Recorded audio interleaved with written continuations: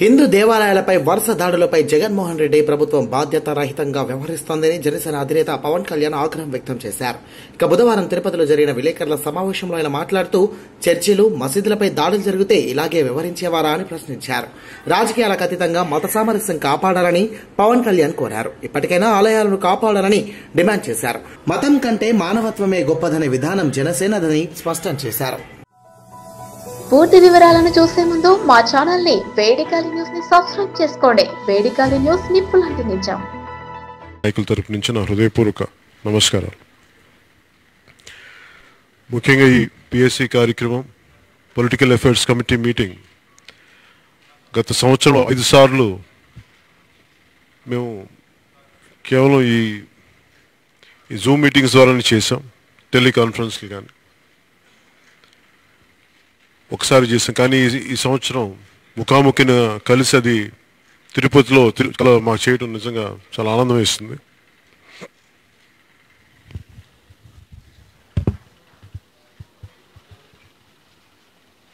నిన్న జరిగిన ఈ పిఎస్సి సమావేశంలో 4 చాలా కీలకమైన ముఖ్యమైన అంశాలు మాట్లాడారు. దాంట్లో ముందస్తుగా వచ్చింది రాష్ట్రంలోని శాంతి భద్రతల పరిస్థితి, రెండవది రైతాంగం ఎలా నష్టపోయింది, మూడవది ఈ దేవాలయాల మీద దాడులు కానీ వీటన్నిటి మీద ఎలా స్పందించాలి, అసలు ఏం జరుగుతుంది దీని మీద సమీక్ష, అలాగే ముఖ్యంగా యువత ఉపాధి అవకాశాలు, అది ప్రముఖంగా రాయలసీమలో ఎలాంటి ఉపాధి అవకాశాలు ఉన్నాయి, ఎలాంటి పరిస్థితులు ఉంది అని దీని మీద ఒక చర్చ జరిగింది. అలాగే క్రియాశీలక సభ్యత్వం మీద ఏ విధంగా ముందుకెళ్ళింది, ఎంత చేస్తాం దీని మీదనే ఒకటి. దాంతోపాటు ముఖ్యంగా తిరుపతి పార్లమెంటుకి అది ఏ దిశను వెళ్ళబోతుంది, అది భారతీయ జనతా పార్టీ చేయబోతుందా, జనసేన చేయబోతుందా, దీని మీద ఒక చర్చ జరిగింది. పిఎస్సి సభ్యులు కూడా వారి నియోజకవర్గాల దగ్గర నుంచి, వారి ఇన్ఛార్జీల దగ్గర నుంచి, మిగతా జిల్లాల్లో ఉన్న ఇన్ఛార్జీల అందరి దగ్గర నుంచి చాలా లోతైన అవగాహన ఏర్పరచుకొని వారి అభిప్రాయాలు కూడా మాకు తెలియజేశారు. అవి మీకు కొద్ది క్లుప్తంగా మీకు తెలియజేస్తాం.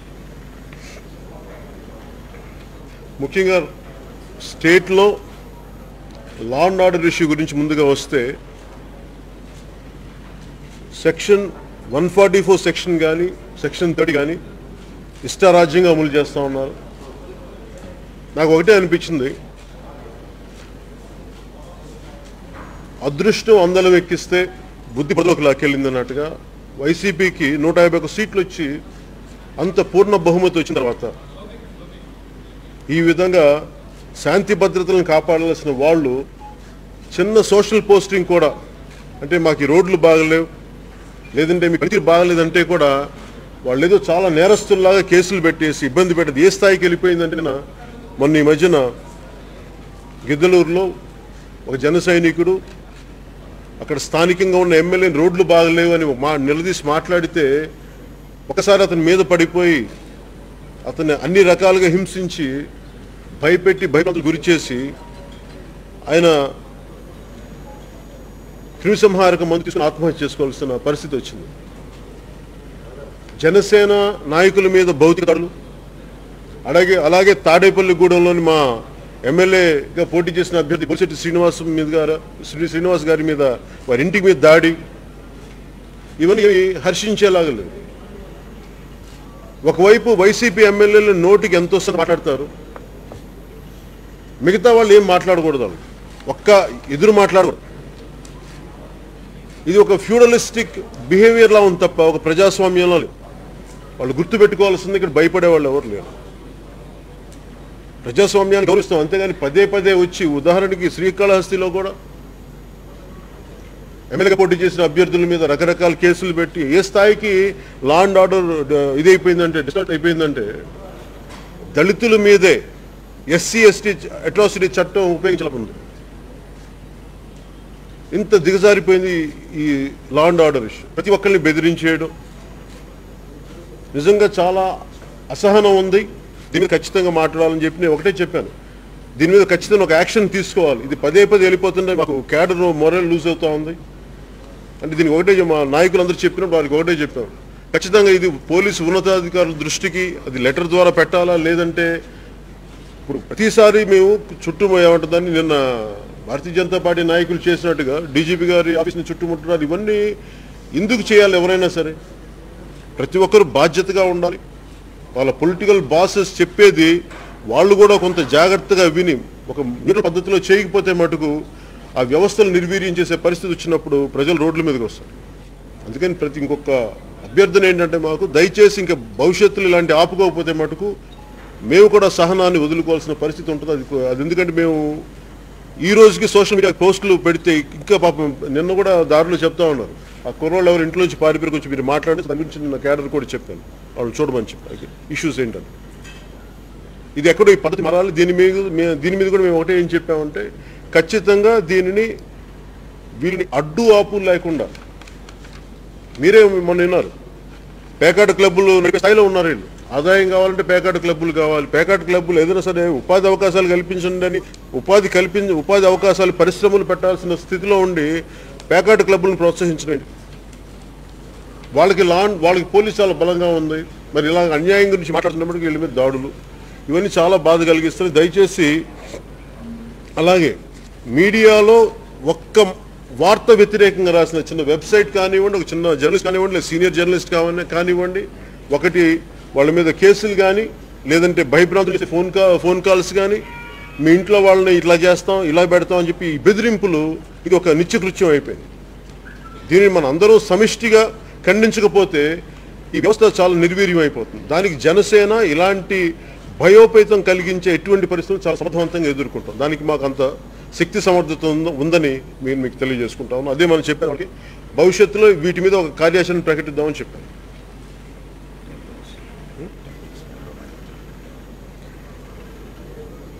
ఇంకొకటి గత సంవత్సర కాలంగా అందరికీ తెలిసిందే, ముఖ్యంగా చాలామంది మీడియా సోదరులు దృష్టికి తీసుకొచ్చింది ఆలయాల మీద దాడులు. మతం అనేది ఇప్పుడు చాలా భావోద్వేగాలకు చెందింది, చాలా సున్నితమైన అంశం. మొట్టమొదటిగా అందరికీ తెలిసి పిఠాపురంలో శక్తిపీఠంలో ఉన్న పిఠాపురంలో విగ్రహాల ధ్వంసం జరిగి అశుద్ధం రాయబడితే దాన్ని మేము చాలా ఆచితూచే స్పందించాం. ఇప్పటికీ మా ప్రకటన చూస్తే ఆ రోజున బస పరంపరలో దాదాపు 146 ఇన్సిడెంట్స్ పైగా జరిగింది, 142 ఇన్సిడెంట్స్ జరిగింది ఇప్పుడు దాకా. ఇది మేము మాట్లాడుతున్నప్పుడు కూడా చాలా బాధ్యతతో మాట్లాడాం. ఇది వైసీపీ ప్రభుత్వాన్ని నిందించాలి లేదంటే మీరే చేశారని మేము ఎప్పుడు మాట్లాడాలి, మాకు అలాంటి ఆలోచన కూడా లేదు. ఎక్కడ వైసీపీ విధానం నచ్చలేదంటే విజయవాడ కనకదుర్గాదేవి గుడిలో నరసింహాలు పోయినా, ఇంకొక చోట ఆంజనేయ స్వామి విగ్రహం విరిగిపోయినా, ఇంకో చోట ఎలాంటి జరిగినా గంటల వెండి విగ్రహాలు వెండి సింహాలు తీసుకెళ్ళి కోటలా కట్టుకుంటారు, మాకేంటి పని అని చెప్పి ఆ మాట్లాడిన నిర్లక్ష్యం, ఆ విధానం నచ్చలేదు. అంటే మీకు సీరియస్నెస్ లేదు. నాకు ఉద్దేశం చాలా చిన్న స్థాయి నుంచి మనం 2.5 దశాబ్దాలుగా ఈ దేశ పరిస్థితుల్లో చూస్తే సెక్యులరిజం అనే ఒక పదం ఉంది. ఈ సెక్యులరిజం అనే పదంలో అందరికీ సమాన హక్కులు, అందరికీ సమాన న్యాయం జరగాలి.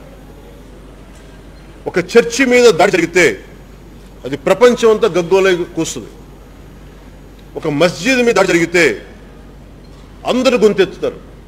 కానీ ఇంత వరుసగా 142 ఆలయాల మీద వరుస దాడులు జరిగితే ఇది ఒక మతం చేశారని చెప్పట్లేదు, ఇంకొక రాజకీయ పక్షాలు చేశారని చెప్పట్లే. కానీ మీరు ఈ చేసిన దోషులు పట్టుకునే విధానాన్ని వీళ్ళు ఏమాత్రం బాధ్యత లేకుండా మాట్లాడటం, ఈ రోజుకి పట్టుకోలేకపోవటం, ఇవన్నీ సంకేతాలు వేరుగా వెళ్తా ఉన్నాయి. అంటే 142 దేవాలయాల మీద జరిగితే ఈ పాటికి అదే వేరే ఏ మస్జిద్ అయినా ఏ చర్చ్ అయినా మీద జరిగితే ఈ పాటికి దేశం కాదు ప్రపంచం అంతా గగ్గోలు పెట్టేసే పరిస్థితి ఉండేది. దురదృష్టం, సెక్యులరిజం అనే పదానికి ఇండియాలో డెఫినేషన్ వేరు. హిందూ మతం మీద దాడులు జరిగితే అది అందరూ కామ్గా ఉండాలి, వేరే మతాల మీద జరిగితే గొంతెత్తేనే సెక్యులరిజం. దీనికి జనసేన వ్యతిరేకం. అందరూ సమానమైన, ఎవరు తప్పు చేసినా, అది హిందువు తప్పు చేసినా, ముస్లింలు తప్పు చేసినా, లేదంటే క్రిస్టియన్ మతం పాటించే తప్పు చేసినా ఖండించాల్సింది ఎవరైనా. ఒక చర్చి మీద దాడి జరిగితే మేము సమానంగా ఖండిస్తాం, ఒక మస్జిద్ మీద దాడి జరిగితే సమానంగా ఖండిస్తాం, ఒక హిందూ దేవాలయాల మీద పదే పదే దాడి జరిగితే కూడా చాలా బలంగా ఖండిస్తాం. రామతీర్థంలోని రాముల వారి ఆలయంలో రాముల వారి విగ్రహాన్ని తల నరికేసి పడితే నేను వెళ్ళలేక కాదు, వెళ్ళి గొడవ చేయలేక కాదు, కానీ నాకు తెలుసు మతం అనేది చాలా సున్నితమైన, చాలా భావోద్వేగాలతో కూడిన ఉంటుంది. నేను చలో అసెంబ్లీ అని ఒక రైతుల కోసం పిలిపించినంతగా రామతీర్థంకి నాకు పిలిపి ఇవ్వడం చాలా 100 ఆలోచిస్తాం. ఎందుకంటే ఈ తప్పులు చేసేవాళ్ళు, విగ్రహాలు ధ్వంసం చేసేవాళ్ళు, దేవాలయాల విగ్రహాల మీద అశుద్ధం రాసేవాళ్ళు వీళ్ళు చాలా కొద్ది మందే ఉంటారు. వాళ్ళ మతం ఏంటో, వాళ్ళ నైజం ఏంటో, వాళ్ళ పొలిటికల్ బ్యాక్గ్రౌండ్ ఏంటో మనకు తెలియదు. అందుకే నేను ఒక నిర్ధారణకి రాలేను. పలానోళ్ళు చేశారు నేను అన్నం, చాలా బాధ్యతగా ఉంటాం. కానీ ఒక మాట మేము వెళ్తే అమాయకులు చాలా మంది బలైపోతారు. అసలు ఈ గొడవకి సంబంధం లేని ముస్లింలు కావచ్చు, క్రిస్టియన్స్ కావచ్చు, లేదా మిగతా హిందువులు కావచ్చు, ఈ భావోద్వేగాల్లో వెళ్ళి బలైపోతారని చెప్పి మేము చాలా నియంత్రణతోటి ప్రకటనకు వరకే ఇచ్చి నేను వెళ్లకుండా నన్ను నేను నియంత్రించుకున్నాను. బాధ లేదని కాదు, బాధ్యత చాలా ఆపింది. మరి ఇలాగ మేము బాధ్యతతో ఉన్నప్పుడు ఒక ప్రభుత్వం ఉండి 151 ఎమ్మెల్యేస్ ఉండి ఇంకోళ్ళు ఇంకెంత బాధ్యతగా మాట్లాడాలి? ఏ మాత్రం బాధ్యత లేకుండా వెండి సింహాలు పోతే పోయినాయి, రథం కాలిపోతే ఇంకో రథం చేయిస్తాం, విగ్రహం పోతే ఇంకో విగ్రహం పెడతాం, రాముడికి తలకాయ నరికేసి ఇంకో తలకాయ పెడతాం. అదే విధానం. ఈ మాట ఒక చర్చిలో జరిగితే ఈ మాట మీరు అనగలరా? ఒక మస్జిద్కి జరిగితే మీరు అనగలరా? ఇంత ధైర్యంగా అనగలరా మీరు? ఆ ధైర్యం మీకుందా? హిందూ దేవాలయాల మీద జరిగినప్పుడు ఇదే మీరు అంత నిర్లక్ష్యంగా ఎలా మాట్లాడతారు? తప్పు కదా. ఇది సెక్యులరిజం అంటామా? ఇది బాధ్యత అంటామా? ఇది చాలా చాలా మంది ఆవేదన కలిగిస్తా ఉంది. మన బీజేపీ గారు చెప్పినట్టుగా కానీ, గతంలో మనకి జగన్ రెడ్డి గారు చెప్పినట్టుగా, ముఖ్యమంత్రి జగన్ రెడ్డి గారు చెప్పినట్టుగా కానీ నిజంగా ఎవరన్నా వేరే వాళ్ళు ఉంటే, ఆ దోషులు ఎవరన్నా ఉంటే ఏ పార్టీలో ఉన్నా కఠినంగా శిక్షించండి. దీనిని దయచేసి పొలిటికలైజ్ చేయదు. దీన్ని మతం చొల్లికి ఎవరు కూడా చాలా బాధ్యతగా మాట్లాడకపోతే అది చాలా అరిష్టాలు కలిగిస్తుంది. జనసేన ఆలోచించేది ఎప్పుడు మతం అనేది మానవత్వం, మతం కంటే మానవత్వం గొప్పదని మేము నమ్మే సిద్ధాంతం. చాలా బలంగా నమ్ముతాం, అది మేము పాటిస్తాం.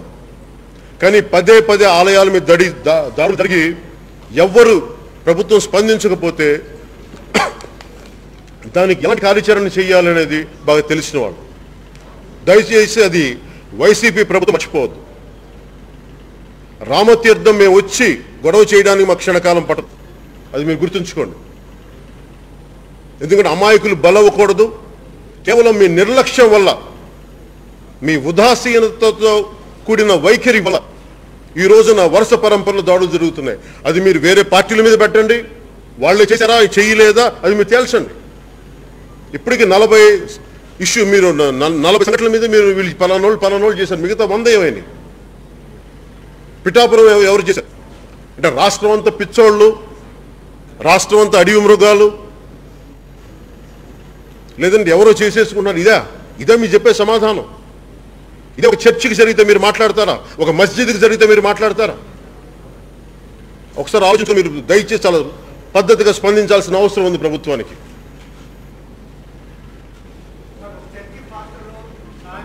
మాట్లాడు. ఎస్ ఎస్ మీ ప్రశ్నలో మాట్లాడు. అది కూడా మా దృష్టిలో ఉంది. విగ్రహాలు మేమే పగలు కొట్టామంటే వారి మీద యాక్షన్ లేదు. విగ్రహాలు ఇలా పగలు కొట్టేసారి సోషల్ మీడియా పోస్టింగ్ పెడితే ఈ రోజుకి నాన్ బెయిలబుల్ వారెంట్తో జైల్లో తిరుగుతున్న పిల్లలు. మరి ఇంకొక వైపు ఒక పాస్టరు విగ్రహాలు మేము ధ్వంసం చేస్తాం నేనే అని చెప్పి యూట్యూబ్ పెడితే ఎలాంటి యాక్షన్ లేదు. పట్టుకోవడానికి 8 రోజులు 10 రోజులు ఏ సూచిస్తున్నాయి? ఇవన్నీ ఏ సంకేతాలు పంపిస్తున్నాయి? ప్రభుత్వానికి చెడ్డ పేరు రాదా? జగన్ రెడ్డి గారు చేయించారని చెప్పట్లేదు, వైసీపీ చేయించిందని చెప్పట్లేదు. కానీ మీ ఉదాసీన వైఖరి ఇలాంటి యాంటీ సోషల్ ఎలిమెంట్స్ని ప్రేరేపించేలా ఉన్నాయి, ఎంకరేజ్ చేసేలా ఉన్నాయి. తద్వారా జరిగే పరిస్థితులు ఎలాంటి పరిస్థితి ఉత్పన్నమైతే అది వైసీపీ కారణం. మీ చేతిలో బలమైన వ్యవస్థలుండి అధికార యంత్రాంగం ఉండి మీరు ఏ నిర్ణయం తీసుకోకపోతే అది భవిష్యత్తులో కకావికలమయ్యే పరిస్థితులు వస్తాయి, శాంతి భద్రతలకి ప్రమాదం కలిగే పరిస్థితి వస్తాయి. దీన్ని దయచేసి మీరు ఇప్పటికైనా సరే ఆలస్యం కాకుండా దీని మీద బలమైన చర్యలు తీసుకొని మేము కోరుకుంటున్నాం.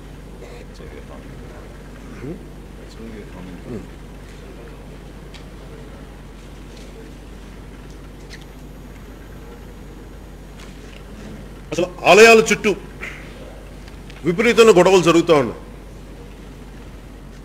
చాలామంది నా దగ్గరికి వచ్చి గత 2 సంవత్సరాలుగా చాలా విషయాలు చెప్తున్నప్పుడు, మొన్న తిరుమలకు వచ్చినప్పుడు కూడా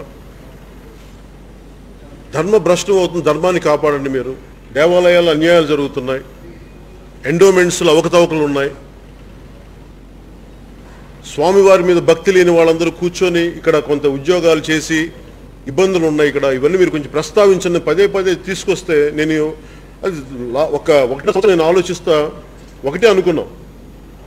ఉదాహరణకి సింహాచలం గుడి దగ్గర నుంచి మీరు ఆ ట్రస్ట్ ఇష్యూస్ కానీ ఇవన్నీ చూస్తే అసలు ముందు దీని మూలం ఎక్కడికి వెళ్ళిందని ఆలోచిస్తే అసలు ఎండోమెంట్ బోర్డు నార్త్లో చాలా తక్కువ, ఇంకా చెప్పాలి నార్త్లో అసలు లేదు, సౌత్లోనే ఉంది.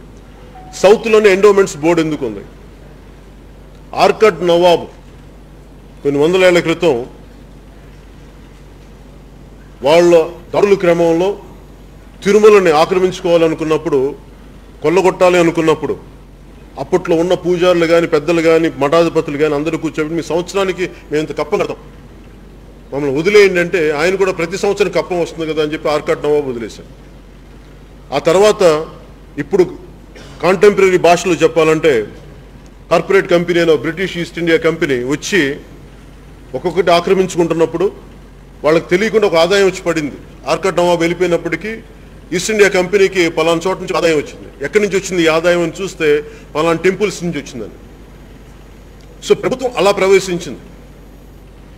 ఆ తర్వాత బ్రిటిష్ వాళ్ళు వచ్చి వెళ్ళిపోయిన తర్వాత ఇండియా భారతీయులు వచ్చిన తర్వాత అది ఎండోమెంట్స్ బోర్డు ఇక్కడే ఉండిపోయింది.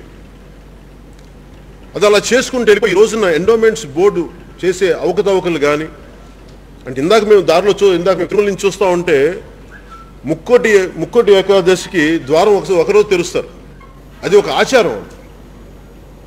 గవర్నమెంట్లో కమిటీలు మారిపోయి బోర్డులు మారిపోయి ఇష్టం వచ్చాక 15 రోజులు 10 రోజుల్లో అంటే వాళ్ళ సౌకర్యం, వాళ్ళకి విఐపీలకో లేదా ఇంకెవరికో అప్పీల్ చేయడానికో ఆచారాలని మంట కల్పిస్తారు. అదే ఒక పీఠాధిపతులు కానీ ఆధ్వర్యంలో ఉంటే వాళ్ళు చెప్తారు ఎందుకు ఈ ముక్కోటి ఏకాదశి రోజు తెరవాలి, మిగతా రోజులు ఎందుకు తెరవాలి, దానికి ఒక ఆచారం ఉంటుంది. ఒక చర్చికి వెళ్తే మనం తలపైన ఇది వేసుకుంటాం, అది ఒక ఆచారం. అది దానికి ఒక ఎందుకు ఇవాల్వ్ అయింది, దానికి ఒక విధి విధానం ఉంటుంది. అలాగే హిందూ ధర్మానికి వచ్చేటప్పటికి ప్రతిదీ ఒక ఆచారం చాలా నిర్దిష్టంగా ఒక ప్రణాళికతో చెప్పింది పీఠాధిపతులు కానీ సియర్స్ కానీ. అలాంటి వాటిని కాదని ఈ పొలిటికల్ గ్రూప్స్ అన్నీ వచ్చి ఎండోమెంట్ బోర్డులో చేరిపోయి వాళ్ళ కన్వీనియంట్గా మార్చుకోవటం, ఈ నిధులని పక్కటి అసలు అవసరాలు చెల్లించడం, కేవలం ధర్మ కార్యానికే పెట్టాల్సిన నిధుల్ని రాజకీయ అవసరాలకి దాన్ని పంపించేయటం, ఇవన్నీ ఒక్క వైసీపీ చేసిందని చెప్పట్లే. గత దశాబ్దాలుగా జరుగుతున్న దాన్ని ఎక్కడో చోట చరమాంకం పలకాలి. దీని మీద ఏదో ఒక బలమైన చర్చ జరగాలి, దీని మీద చాలా బలమైన చర్చ జరగాలి అనుకున్నప్పుడు మేము ఒకటే అనుకున్నాం. ముఖ్యంగా 12 ఈ మల్టీ జోన్ టెంపుల్స్ ఉన్నాయి. తిరుమల దగ్గర నుంచి శ్రీకాళహస్తి, అలాగే శ్రీశైలం, ఇలాంటి ఒక 11 ముఖ్య క్షేత్రాల్లో ఉన్న కమిటీలు ఎలా పనిచేస్తున్నాయి. ప్రతి చోట వెళ్తే ఆలయ కమిటీలు చాలా భూముల మీద ఆశతోటో లేదంటే అసలు భగవంతుడి మీద అంటే విశ్వాసం లేదు కానీ పదవి కావాలి, వాళ్ళు వచ్చేసి అవకతవకలు చేస్తూ ఉంటే దీనిని నిర్ధారించడానికి, దీన్ని ఎదుర్కోవడానికి మేము ఒక షాడో కమిటీలు పెడతా ఉన్నాం. జనసేన వైపు నుంచి ముఖ్యమైన ఈ గుడులకి తిరుమలతో సహా ఒక కమిటీని ఏర్పాటు చేస్తే ఒక షాడో కమిటీ. అఫీషియల్గా మీరు చూస్తే బ్రిటన్లో క్యాబినెట్కి షాడో క్యాబినెట్ ఉంటుంది. ఇక్కడ మేము పెట్టే కమిటీలు దీనికి ఎలాంటి ఇది ఒక పొలిటికల్ ఇది లేనప్పటికీ ఒక పొలిటికల్ పార్టీగా మేము బాధ్యత తీసుకొని షాడో కమిటీలు మేము ఏర్పాటు చేస్తాం. అంటే ఉదాహరణకి హరిప్రసాద్ గారు ఈయన టీటీడీ బోర్డు సభ్యులుగా చేశారు 2 దఫాలు. ఆయన ఆధ్వర్యంలో అలాగే ఇంకొక 2 నాయకుల ఆధ్వర్యంలో ఒక కమిటీ ఏర్పాటు చేసి 12 గుడికి ఒక 12 షాడో కమిటీలను పెట్టండి. ఈ షాడో కమిటీలను పెట్టి అసలు గుడికి ఉన్న కమిటీల పనితీరు ఏంటి, అక్కడ ఎలాంటి అవకతవకలు జరుగుతున్నాయి, ధర్మానికి ఎలాంటి విఘాతం కలుగుతుంది, భవిష్యత్తులో ఇలాంటి విఘాతం కలగకుండా ఎలాంటి ముందుకు తీసుకెళ్ళి వీటన్నిటి మీద కూడా ఒక బలమైన ప్రణాళికతోటి ఈ షాడో కమిటీస్ పనిచేస్తాయి. అది దాని వివరాలు ఒకసారి అయిన తర్వాత సంపూర్ణంగా రూపుదిద్దుకున్న తర్వాత మీకు ఇంకోసారి తెలియజేస్తాం.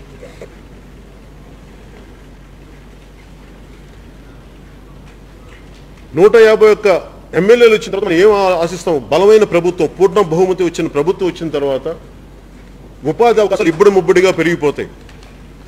లక్షలాది మంది నా సభలకు వచ్చి, జనసేన సభలకు వచ్చి, ఆ వచ్చిన జనం చాలా మేమంటే అభిమానం ఉండి కూడా వైసీపీకి వేశారంటే వాళ్ళు ఒక మీకు బలమైన మాకు ఆర్థిక పరిపుష్టి ఉంటుంది, మాకు ఉపాధి అవకాశాలు దొరుకుతాయి, దీనికోసం వాళ్ళు ఓట్లేశారు. కానీ ఈ రోజున చూస్తే, ముఖ్యంగా రాయలసీమలో చూస్తే ఉపాధి అవకాశాలు లేవు, కడుపు మండిపోయింది. మీరు చూస్తే నేను చాలాసార్లు రాయలసీమకు వచ్చినప్పుడు యువత బలంగా ఎందుకు వస్తారంటే వాళ్ళు బయట చెప్పుకోలేరు, వాళ్ళు ఒక నిరసన ద్వారా తెలియచేస్తారు, కానీ ఉపాధి అవకాశాలు లేవన్నా. ఎక్కడికి వెళ్ళి మేము మెడ్రాస్కు పోవాల్సి వస్తుంది, లేదంటే కర్ణాటక పోవాల్సి వస్తుంది. మా అమ్మోళ్ళని వదిలి వెళ్ళడానికి మాకు ఇష్టం లేదు, మాకు మా ఊళ్ళల్లో మేము ఉండాలనుకుంటున్నాం. ఏ చిన్న పరిశ్రమ కూడా లేదన్నా ఇక్కడ. ఈ దాష్టికాలు ఎక్కువైపోయినాయి. ఏదైనా ఎదురు తిరిగి మాట్లాడదామంటే మమ్మల్ని కొట్టే పరిస్థితులు ఉన్నా, నిస్సహాయత ఉన్నారు యువత. ఉదాహరణకి కియా అనే ఒక ఫ్యాక్టరీ ఉంటే ఆ స్థానికంగా ఉండే ఆ సీఈఓ అని ఎవరినో వస్తే, విదేశాల నుంచి వచ్చిన సీఈఓని పట్టుకొని బెదిరించేసి అట్లా పరిశ్రమలు ఎక్కడి నుంచి వస్తాయి? ఇలాంటి ఒకవైపు అభివృద్ధి కావాలంటారు, అభివృద్ధికి భద్రత కల్పించే అంత వ్యవహార శైలి వీళ్ళ దగ్గర లేదు. అందుకని దీని మీద కూడా దృష్టి పెట్టాలి. అసలు ముఖ్యంగా ఉపాధి, ఎలాంటి ఉపాధి కావాలని చెప్పి నిరుద్యోగులతోటి ఖచ్చితంగా దీని మీద మేము కొన్ని కమిటీలు వేయాలి. నిరుద్యోగం అసలు ఏ స్థాయిలో నిరుద్యోగం ఉంది, వాళ్ళకి ఎలాంటి ఉపాధి అవకాశాలు కావాలి, ఎలాంటి ఎంప్లాయ్మెంట్ ఆంధ్రప్రదేశ్కి కావాలి, దీని మీద ఖచ్చితంగా కూర్చొని చాలామంది పెద్దలతో కూర్చొని, ఒక నిపుణులతో కూడిన కమిటీ కూర్చొని ప్రాంతాల వారీగా అక్కడ ఉన్న నైపుణ్యం ఏంటి, స్థానికంగా ఉన్న నైపుణ్యం కళ ఏంటి, వీటన్నిటి మీద బేస్ చేసుకొని ఈ ఉపాధి ఎలా కల్పించాలి, భవిష్యత్తులో ఎలా ఉపాధి అవకాశాలు ఉండాలి, ఎలాంటి పరిశ్రమలు రావాలనేది భవిష్యత్తులో దాన్ని కూడా ఒక బలమైన కార్యాచరణ.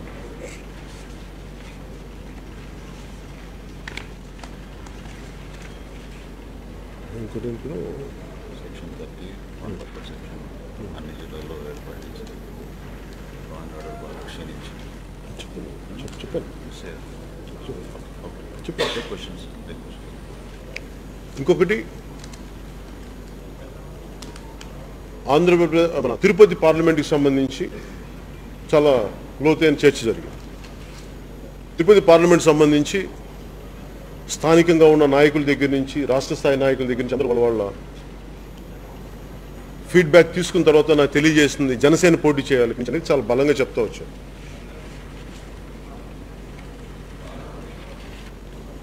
సో వారి అన్నీ విన్నాం. మేము కూడా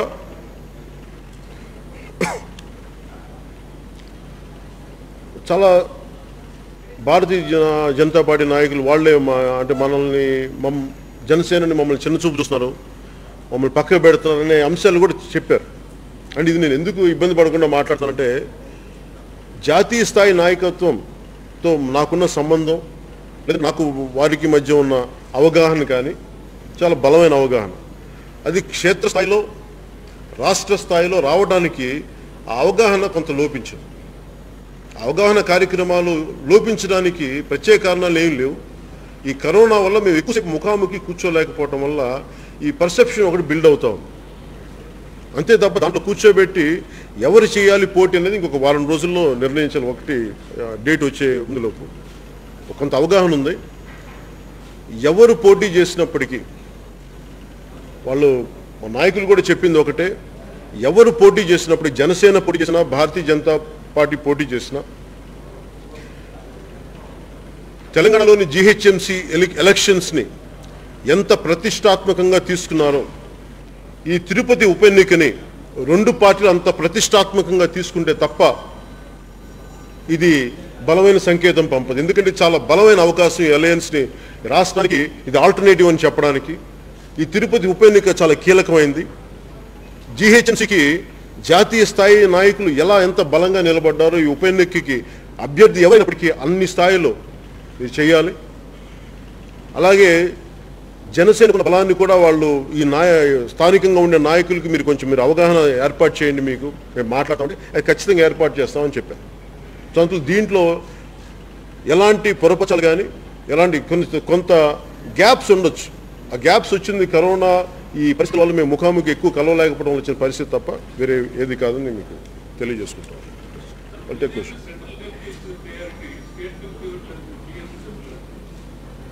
సార్ మళ్ళీ చెప్పరా?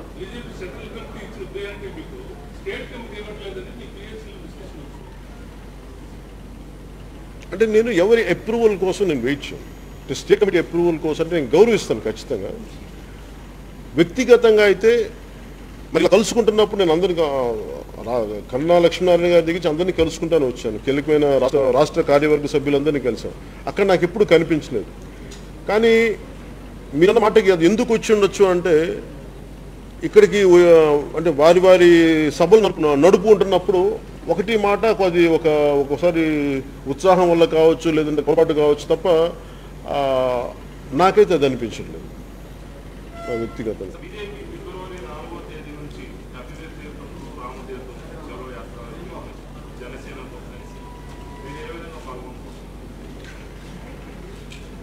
అంటే నేను రోడ్డు మీదకి రావడానికి ఎప్పుడు సిద్ధంగా ఉంటాను, కానీ నాకు ఒక ప్రత్యేకమైన విధానం ఉంది.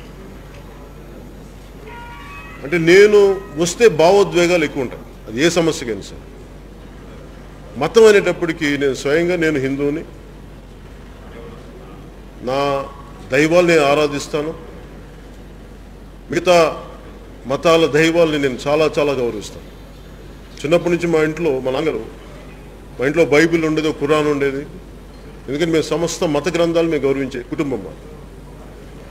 సో అలాంటి నేపథ్యం నుంచి వచ్చిన నేను ఈ భావోద్వేగాలు అంటే నేను వచ్చి చలో అసెంబ్లీ అనేది ఒక దీనికి నేను పిలిపించినందుగా రామతీర్థంకి వెళ్ళి మాట్లాడాలంటే నాకు భయం ఏంటంటే ఇది అమాయకులు బలవకూడదు.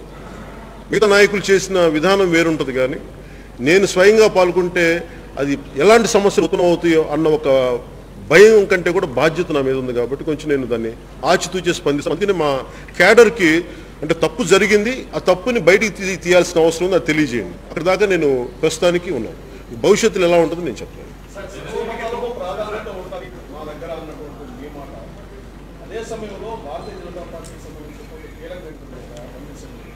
బైబిల్ పట్టుకునే పార్టీ కావాలా లేకపోతే భగవద్గీత పట్టుకునే పార్టీ కావాలా తెలుసుకుంటే తిరుపతి ఎన్నిక ఈ అంశం మీద జరుగుతున్నటువంటి మాట మాట్లాడారు.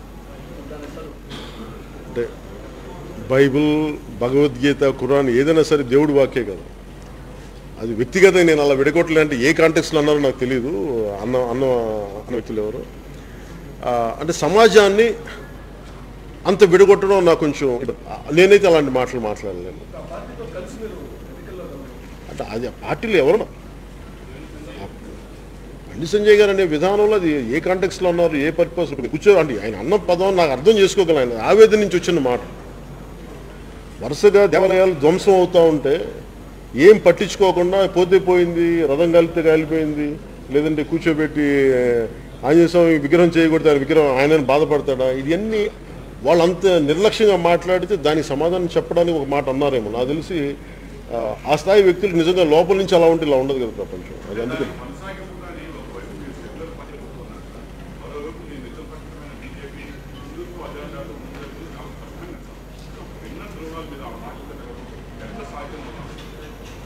మీరు మతాన్ని ఎలా చేయొచ్చు చెప్పండి. భిన్న ధృవాలు అంటున్నారు మీరు. ఈ దేశంలో ఎవరైనా సరే ఇంక్లూడింగ్ మన వైసీపీతో సహా బైబిల్ పట్టుకొని ప్రచారం చేశారు కదా. అది ఎవరు తప్పంటలేదు.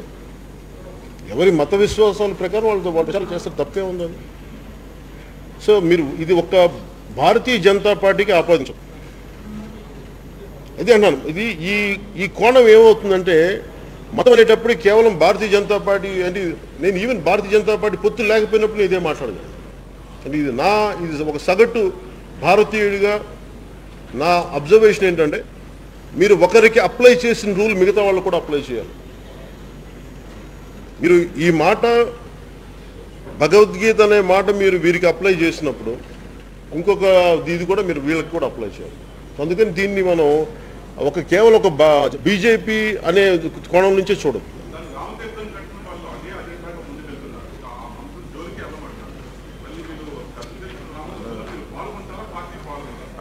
అది నేను మీకు అది చెప్తున్నా, నేను పాల్గొనట్లేదు. నేను పాల్గొంటూ వచ్చే భావోద్వేగాలకి నేను కంప్లీట్గా మా క్యాడర్ ఉంటారు. ఎందుకంటే ఒక తప్పు జరుగుతూ ఉంది. మేము ఆల్రెడీ ఒక కమిటీ ఫామ్ చేసాం దాని మీద.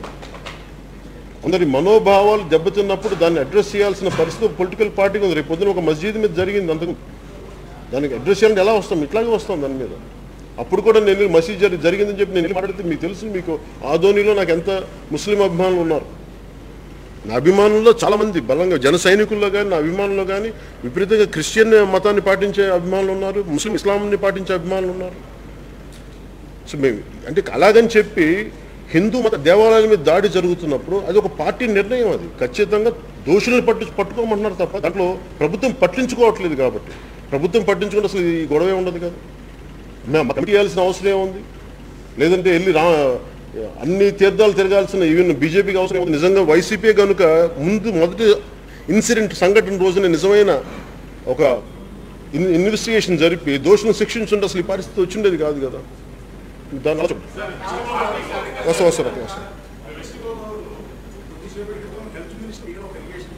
ఏమని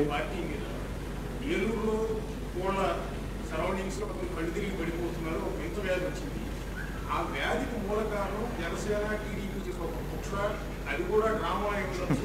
మీరు కావాలని విగ్రహాల ధ్వంసంలో వీళ్ళ పాత్ర ఏ విధంగా ఉందో ఇలా కడుదిరిగి పడిపోవడంలో కూడా జనసేన టీడీపీ కుట్ర ఉందని వాళ్ళు అలిగేషన్ చేస్తున్నారు. ఒట్టి గొడ్డుకి అరుపులు ఎక్కువ అంటారు. అంత మించిన సమాధానం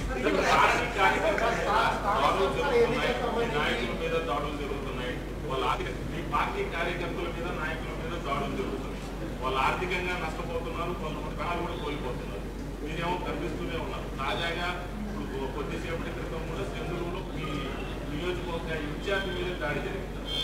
మరి ఇది ఎప్పటికీ పుస్తకం పడే అవకాశం ఉంటాయి. ఎలా ఇవి అవుతాయి? సార్, పొలిటికల్ ప్రాసెస్లో ఒక సమస్య మీద పోరాటం చేసేటప్పుడు దౌర్జన్యాలు ఉంటాయి.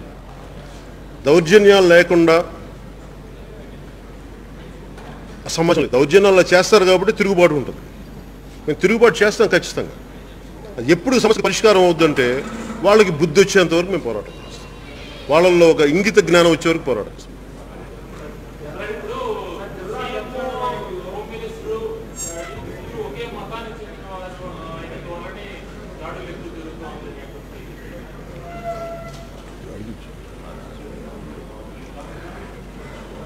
ఎవరున్నారా? చంద్రబాబు గారు అన్నారా మాట? మళ్ళీ చెప్పరా ఒకసారి.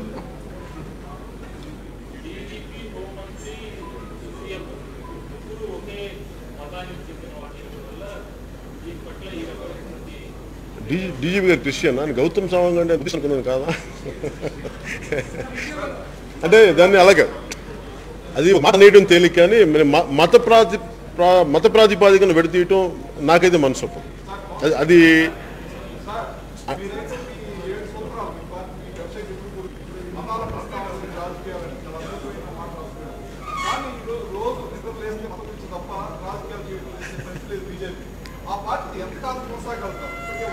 కాదు సార్. అంటే మత ప్రస్తావన లేదు, బలవాళ్ళు ఉండని చెప్తాను. నేను నిలబడతాను, మత ప్రస్తావన లేని రాజకీయం అంటే మత ప్రస్తావన రాకుండా ఉండదని చెయ్యమని కాదు. నా ఉద్దేశం ఏంటంటే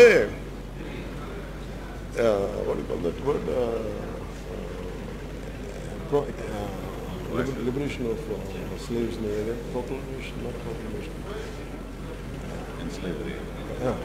ఎన్స్లేవ్మెంట్ ఉంటుంది కదా.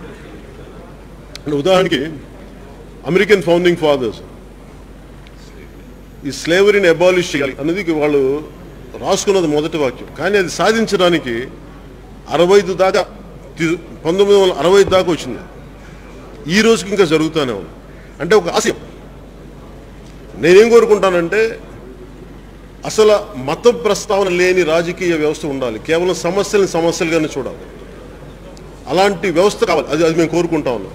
ఆ భాగంలో అది సాధించే భాగంలో కొంత మత ప్రస్తావన నాకు ఉండకపోవచ్చు, కానీ నేను మత ప్రస్తావన నేను తీసుకున్నాను. కానీ మీరు గుళ్ళు పగలగొడతా ఉంటే first of all it is law and order situation.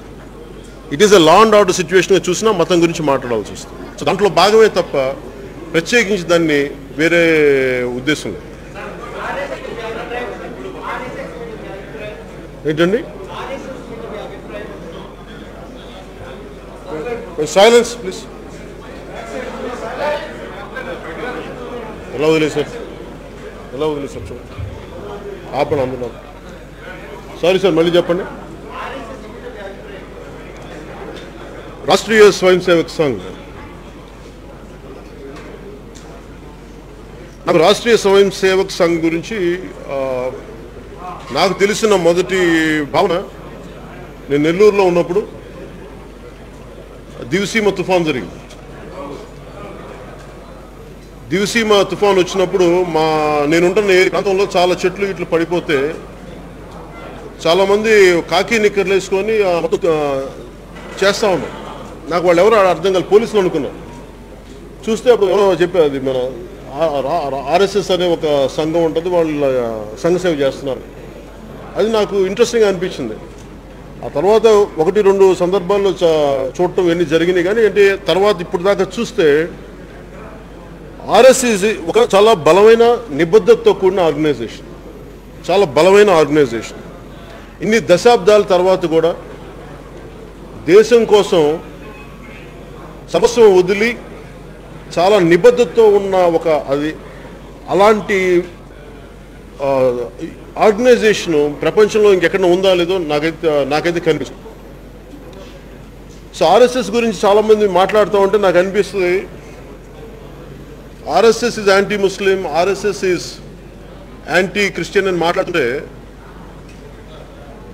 ఈ మధ్యన ఏదో ఒక మోహన్ భాగవత్ గారి ఇంటర్వ్యూ టీవీలో వస్తానంటే చూస్తూ ఉంటే ఆయన చెప్పిన మాట చాలా బలంగా ఆకట్టుకున్నాయి. ఒకటి, పరమత సహనం లేనిది ఏ మతాన్ని పక్కన పెట్టేదైతే అది హిందుత్వం కాదని చెప్పి, అంటే అన్ని మతాలని సమానంగా ఇముడ్చుకోగలిగే అంత గొప్ప నేల ఇది, అదే హిందుత్వం. హిందుత్వం అనేది ఒక జీవన విధానం తప్ప ఒక మతం కాదు. అలాగే ఆయన చెప్పిన మాటలు నాకు బాగా నచ్చినాయి. ఎందుకంటే నేను స్వయంగా గోసేవ చేసేవాడిని, గోశాల నడుపుతాను నేను నా ఫామ్ హౌస్లో. గోరక్షక్ గురించి ఆయన ఎవరు అడిగారు, గోరక్షణ పేరు మీద చాలా మంది చంపేస్తున్నారు, అది ఇది మీరేమంటారంటే దానికి ఆయన చెప్పిన సమాధానం చాలా అద్భుతంగా కనువిప్పు కలిగేలా ఉంది ఎవరికైనా సరే. గోరక్షణ అంటాం, అసలు ముందు రోడ్ల మీద ఇన్ని ఆవులు వెళ్ళిపోతూ ఉన్నాయి, చెదారం తినేస్తూ ఉన్నాయి, వాటి రోడ్ల మీద వదిలేసి ఎవరో చంపుతున్నారు మీరెందుకు ఏడుస్తారు, ముందు వాటిని సంరక్షించండి. నిజమైన గోరక్షకుడు అంటే అక్కడ నిరాదరణగా గురైన ఆవులంటే మీరు స్వీకరించి మీరు వాటికి ఏదైనా చేయండి, అది నిజమైన గోరక్షకుడు అనేది ఆయన చెప్పి నాకు చాలా బలంగా ఆకట్టుకుంది. సో ఇలా చూస్తే ఒక ఆర్గనైజేషన్ ఇంత నిబద్ధతతో ఉంది, వాళ్ళ మీద బ్రిక్ బ్యాటింగ్ ఉంటుంది, దాడులు ఉంటాయి, కానీ వారి నిబద్ధత ముందు ఎవరు కూడా తలంచాల్సింది. అందుకని నాకు ఆర్ఎస్ఎస్ మీద ప్రత్యేకమైన గౌరవం ఉంది.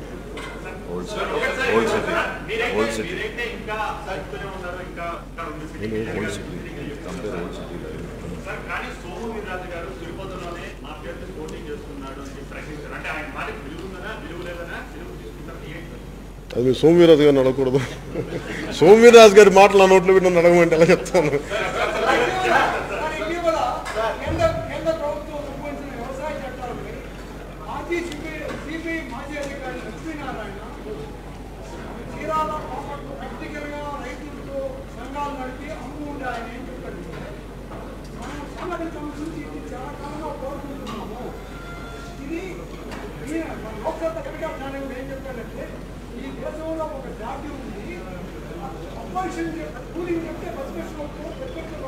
చూశాను.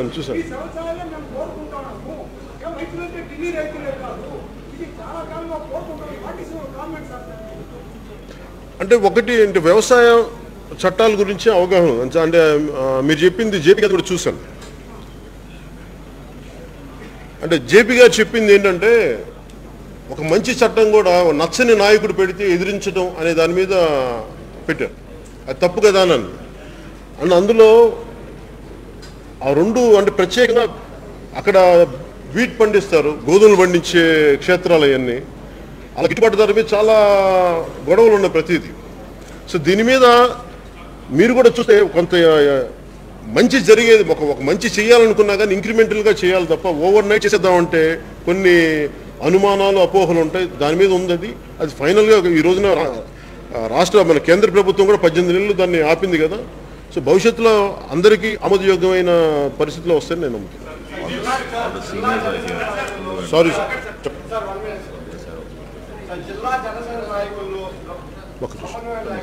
చెప్తాను.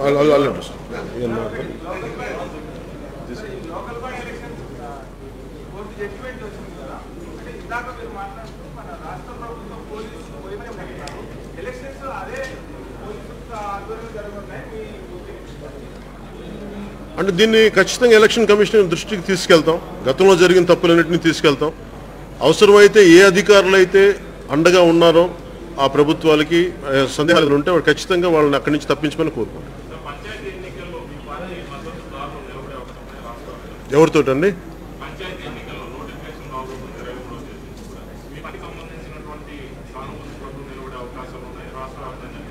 ఆల్మోస్ట్ అవన్నీ కన్ఫర్మ్. అంటే లాస్ట్ టైం నుంచి మాట్లాడాను, అవి సంసిద్ధంగానే ఉంది. దానికి సంబంధించి ఇస్తాం, మాట్లాడుతున్నాను sir. You want to say something? అదే సార్, ఈ లోకల్ బాడీ ఎలక్షన్స్ గురించి మాట్లాడితే మీరు మామూలుగా ఎలక్షన్కి వాళ్ళ లోకల్ బాడీ అనేది పంచాయతీలు మండలాలు ఇలా ఉంటాయి. ఈ లోకల్ బాడీ ఎలక్షన్స్ ఈ పార్టీ రహితంగా జరిగేది వీటిలో మెయిన్గా. మరి అట్లాంటప్పుడు పొలిటికల్గా మాట్లాడడం అనే దానిపైన గెలిచిన సర్పంచ్ ఎవరైనా గవర్నమెంట్ ఏది ఉంటే దానికి చేయాలనుకుంటారు. విలేజ్లో ఉంటే విలేజ్ బాగుపడాలంటే గవర్నమెంట్ ఉన్నప్పుడు పార్టీ రహితంగా దీనిపైన రాజకీయం చేయడం అనే దానిపైన అంటే సహజంగా స్థానిక ఎన్నికలు ఉన్నప్పుడు అధికారంలో ప్రభుత్వానికి తనకి అవకాశాలు ఎక్కువ ఉంటాయి రకరకాల కారణాలకి. కానీ ఇప్పుడున్న యువతకు కానీ చాలా కొత్త మంది వస్తూ ఉన్నారు. మేము ఎలా చూస్తున్నాం దీన్ని అంటే, ఎంత గెలుస్తారు వీటన్నిటికంటే కూడా ఎంత బలమైన పోటీ ఇస్తారు. అంటే you need a parallel leadership.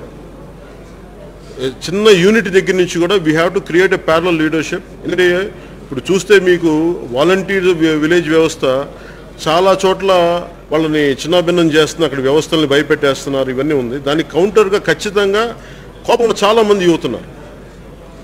అది మీరన్నట్టుగా కూర్చోబెట్టి అది రాజకీయ పార్టీ ప్రమేయం లేకుండా జరిగే ఎన్నికలు అయినప్పటికీ అది దాని ప్రభావం ఉంటుంది ఖచ్చితంగా.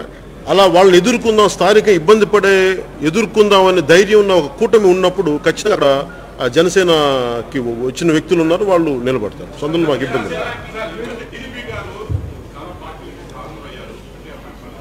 మీరు డీజీపీ గారి మీద పడ్డారు. మీరు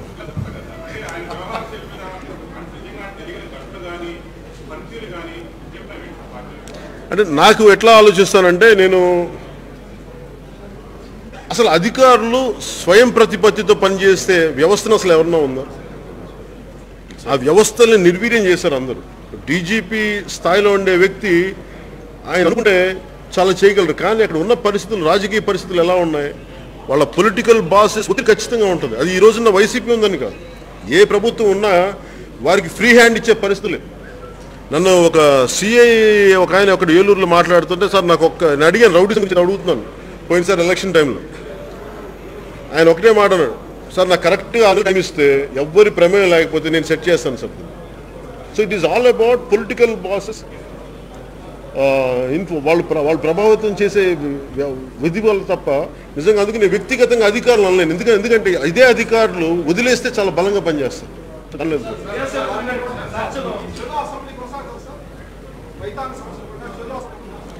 దాని మీద కూడా నేను చర్చకి వచ్చిందండి, అది స్కిప్ అయింది. ఖచ్చితంగా చెలో అసెంబ్లీ ఉంటుంది. మేము అందరినీ సంసిద్ధం అమ్మనే చెప్పాము అందరినీ. దాని మీద కనుక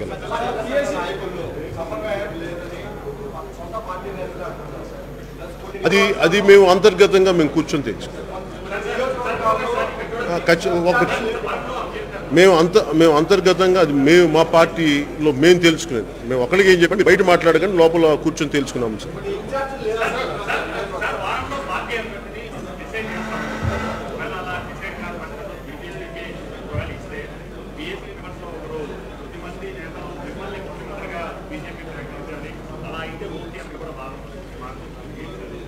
ఏదండి మళ్ళీ చెప్పండి.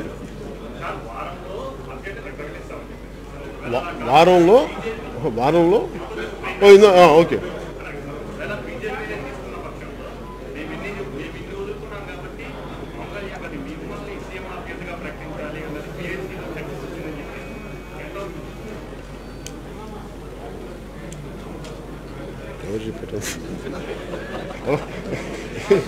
ఏం జరిగింది ఇక్కడ? సరైన సమయంలో సరైన నిర్ణయం తీసుకుంటారు. National leadership has to bring that. రాజకీయ పార్టీ ఏర్పాటైనప్పుడు ఇప్పటివరకు కూడా త్యాగాలతో పోతుంది జనసేన ప్రభుత్వం ఒకరికి సపోర్ట్ లేదు. ఆ తర్వాత ఇప్పుడే జిహెచ్ఎంసీలో కూడా ఆ తర్వాత ఇప్పుడు క్రియాశీలక సభ్యత్వంలో ఏ రకమైనటువంటి రేంజ్ మీరు ఎక్స్పెక్ట్ చేయకూడదు? సెకండ్, నిర్మాణాత్మకమైనటువంటి పార్టీ నిర్మాణానికి సంబంధించి ఏ రకమైనటువంటి అంటే ఒక పార్టీ నిర్మాణం ఇందాక కూడా మాట్లాడుతున్న సమన్వయ లోపం కానీ మీరు అడుగుతున్న క్రియాశీల సభ్యత్వం కానీ ఒక పార్టీని స్క్రాచ్ నుంచి నిర్మాణం చేసుకుంటే అవసరం. కాబట్టి నాకు కష్టాలు తెలిసిన వాడిని. ఇది ఒక్క రోజులో పార్టీ నిర్మాణం అంచెలంచెలుగానే జరుగుతుంది. ముందు మేము ఒకటే చెప్పాము, మేము కొన్ని సిద్ధాంతాలకు కట్టుబడి ఉంటాం, అది నేను ఆచరించి చూపిస్తూ ఉన్నాం. అలాగే వీళ్ళకి బలోపేతం చేయడానికి ఫస్ట్ ఎక్కువ సమయం ఇచ్చేవాళ్ళు, అలాగే దాంతోపాటు వాళ్ళకి ట్రైనింగ్ క్లాసెస్ కానీ భవిష్యత్తులో ఏ సమస్యలు ఉన్నా కానీ ఎలా ఎదుర్కోవాలి, ఇలాంటి దాడులు ఉంటే కూడా దాన్ని మనం చట్టపరంగా ఎలా ముందుకెళ్ళాలి, వీటన్నిటి మీద కూడా క్లాసెస్ తీసుకొని ఇది ఒక దీర్ఘకాలిక ప్రణాళిక.